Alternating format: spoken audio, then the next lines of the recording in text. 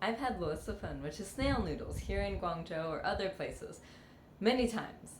But it wasn't until I went to Liuzhou and had the real luosufen that I learned how good it can be. It's like you've been looking at the whole world and it's always gray.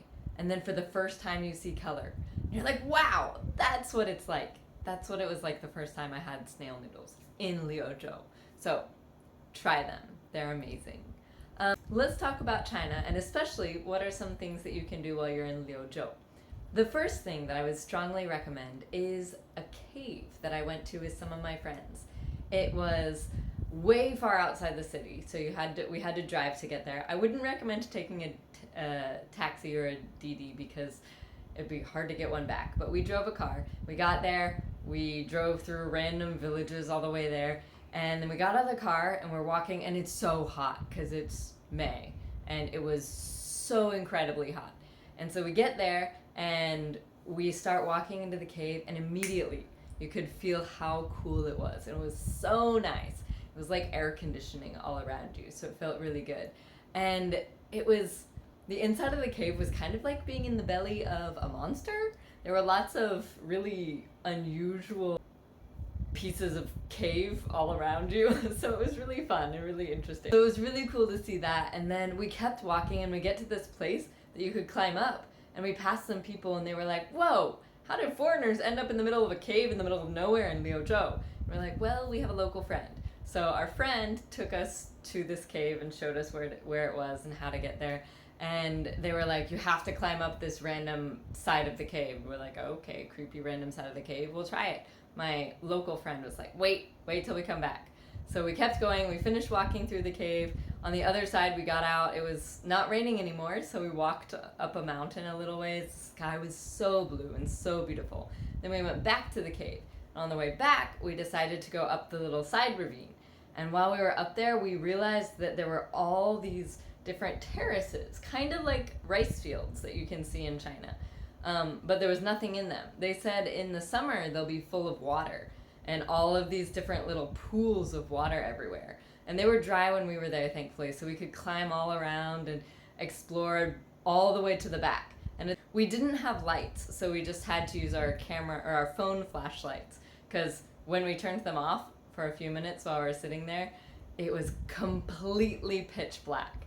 And it's so incredible to be in a place that's pitch black when you're surrounded by friends. If there were no friends there, it would be terrifying, and I would not recommend that. But since there were friends everywhere, it was really fun.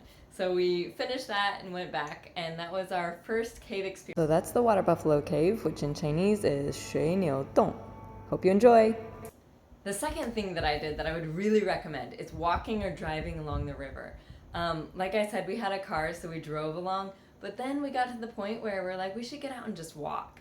And it was so beautiful. And I looked across the river and you could see waterfalls, like 6 or 7 different waterfalls. And they were amazing and they looked so beautiful. And I was like, wow, that's so cool. And I was just enjoying the view.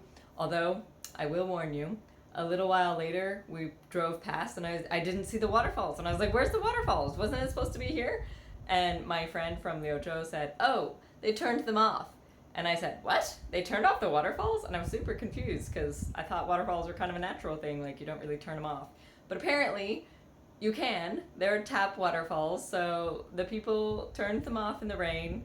Perhaps they got too full or something, I don't know. But apparently the waterfalls are fake, but they were still really beautiful when they were turned on. So I still recommend them. And just walking along the river was really, really nice.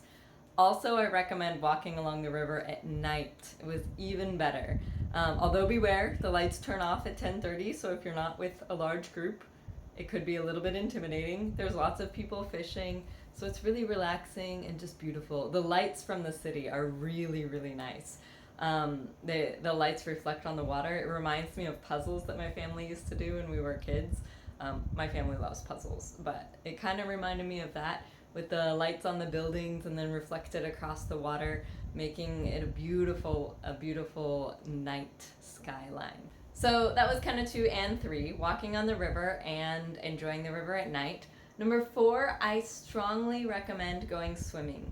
We didn't get the chance to, but my friend said that you can. There were people swimming all along the river. the water looked really clean. It was actually green. My friend said if it rains a lot, then it turns yellow. But when we were there, it was a beautiful green color. And so it was really nice. So I recommend swimming. This friend is actually a little picky about his rivers, but he said this one meets his approval. He used to go there with his family when he was little, or his dad especially. So I think it would be really cool to try. And number 5, the 5th thing that I strongly recommend doing is climbing the mountain in the middle of the city. And I'll have to check on the name later, but you can climb up the mountain and then look out over all of Liuzhou. And it's really beautiful. You can see the river. It kind of goes in a horseshoe shape around this little piece of land in the middle. And when it's green, it's so beautiful. And you can enjoy all around the mountain. You can see different parts of the city. You can see the old parts of the city and the new parts. My friend said that in the years that he's been gone, it keeps changing, and the newer section of the city is growing and developing. But there's still the old section that has a lot of his old memories and different things that you can see. So it's a fascinating place to visit and a really cool city to enjoy and to spend some time to just see some nature, but also enjoy delicious food. You have to try the snail noodles and some nice scenery. I enjoyed Liuzhou a lot, and I strongly recommend it. So go if you have a chance. And I would love it if you could like and subscribe on this video. That would be great. Thanks for your time, and look forward to seeing you next time when I talk about Nanjing.